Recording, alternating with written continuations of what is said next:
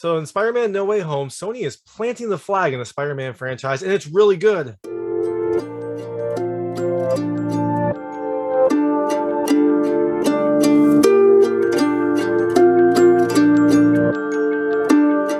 Hey everyone, this is David Stark from Watch Our Pass. I'm here to talk to you about Spider-Man No Way Home, which comes to theaters on December 17th, 2021. It is a very good film. I think it's the best Spider-Man film, and it stars my favorite Spider-Man, Tom Holland, in a pretty crazy adventure. You are going to want to see this. You're going to want to see it in theaters. My hot take is it is so good. It has plenty of humor. It has some good moments of drama, and it has some fantastic effects that I think make this the best Spider-Man movie we've seen. So I'm going to talk to you a little about the film and some things I like, some things I didn't like. This will be a spoiler-free review, so I won't be talking about any of the major plot points. I'm just going to be talking about general things I liked, get you hyped for the film. You're going to want to see this. You're going to want to see this when it comes out so you can go in blind because there's a lot of really great things about it. So Spider-Man No Way Home starts off pretty much directly after Spider-Man Far From Home. If you remember from the end of Spider-Man Far From Home, Mysterio, through J. Jonah Jameson, leaked that Spider-Man's identity was Peter Parker. It was a big revelation. It was one that was pretty much broadcast all over the city. Everyone knows who Spider-Man is. And now this film is about Spider-Man trying to deal with that new revelation and how it affects him. The film is an interesting one because, most of the other Avengers, things like that, people know their secret identity. There aren't that many superheroes in the Marvel universe that have secret identities. Spider-Man is one of them. And now he has to deal with that kind of knowledge. So things I liked about this film. The first are the references. This movie has plenty of references to comics and to Spider-Man in general. There are funny cameos, there are funny moments, there are memes, there's things that you will just recognize and laugh out loud. There are so many of them, and they come fast and furious. Like there are some I didn't catch. I'm sure there's a lot that other people have caught. You're probably gonna have to see this a couple times to get them all because there are some characters and some instances that just kind of appear without any explanation. And if you know, you know. If you don't, then it just looks like a funny sequence.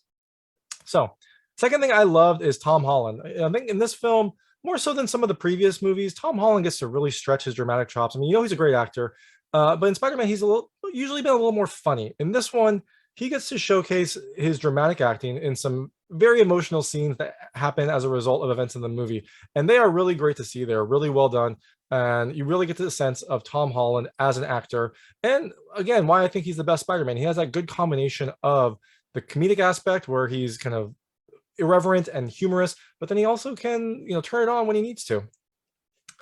The third thing I love, not references already, is the humor. I mean, this movie is just funny, and it's not just references to Spider-Man in general. Like there are funny jokes, there are funny kind of moments. The film has a bunch of situations that will make you laugh out loud, and there's some really great reveals that also are very humorous. So if you go in, you kind of expect a little bit more humor in a Spider-Man movie. They're supposed to be a little bit funnier, a little bit more lighthearted, and this movie has that in spades.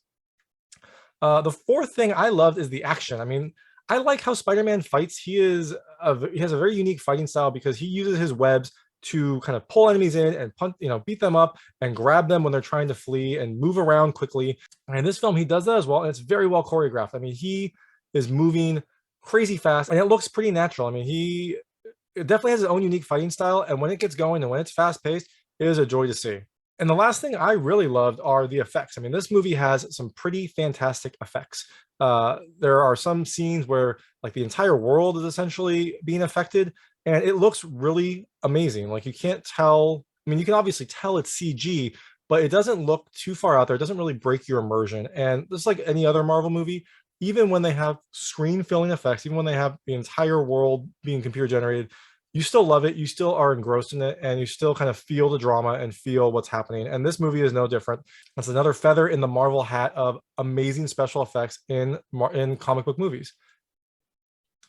So things I didn't like. The first, this movie has a strange start, and it kind of has this convenient opening that felt a little too easy. I felt like some characters jumped to conclusions a little bit too quickly and agreed to do things a little bit too quickly. And it felt a little out of character for some of them. I mean, it is necessary to start the movie and to start the process of what happens in the movie. But to me, it felt like they were going quickly. And I'm wondering if some of those characters maybe had ulterior motives or had other things going on that we'll find out later. And the second thing I didn't really love, but I also did love it, is the ending. I'm not going to go into the ending, but I didn't love the implications of the ending and what might happen. Now, that being said, the ending is really good. It's your typical Marvel, huge consequential ending that will have you, gasping when it happens. So Keep that in mind. But I didn't love some of the implications of what it would mean, but you'll have to wait to see to find out. So that's my quick review of Spider-Man No Way Home. Also, make sure at the end to stick through it. There are two stingers. There's a stinger partway through the credits, and then there's something at the very end of the movie. So that's Spider-Man No Way Home. It's available in theaters on December 17th, 2021. It is really, really good. If you're a Spider-Man fan, if you're a comic book fan, you're going to love this. And especially if you've seen the previous Spider-Man movies, you're really going to love this. So thanks so much for watching. If you liked this review, please like and subscribe to this channel. It helps me out a lot. Make sure all my new content goes straight to you. Thank you.